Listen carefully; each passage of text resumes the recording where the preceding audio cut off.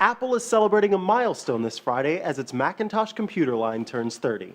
Version 1 of the venerable Macintosh in 1984 was the first computer to use a graphical interface and was one of the first to include a mouse for user input. And while it doesn't look like it did back in 1984, that technology has carried on into the computers we use today. Chances are your desktop computer has a mouse, for example.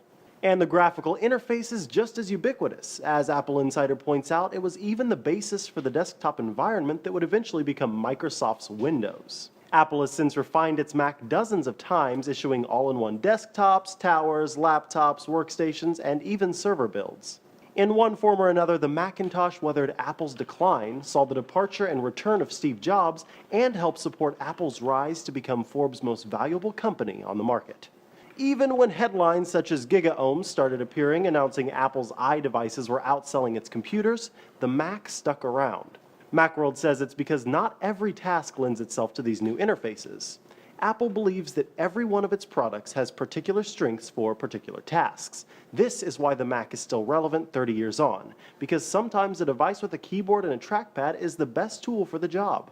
Apple is running a special commemoration on its website, which includes an interactive timeline and a survey for visitors to fill out about their first experiences with Apple computers. And Apple staffers are giving interviews too. CEO Tim Cook's discussion with Diane Sawyer, for example, is set to air Friday night on ABC. For Newsy, I'm Micah Sargent. Multiple sources, a broader view.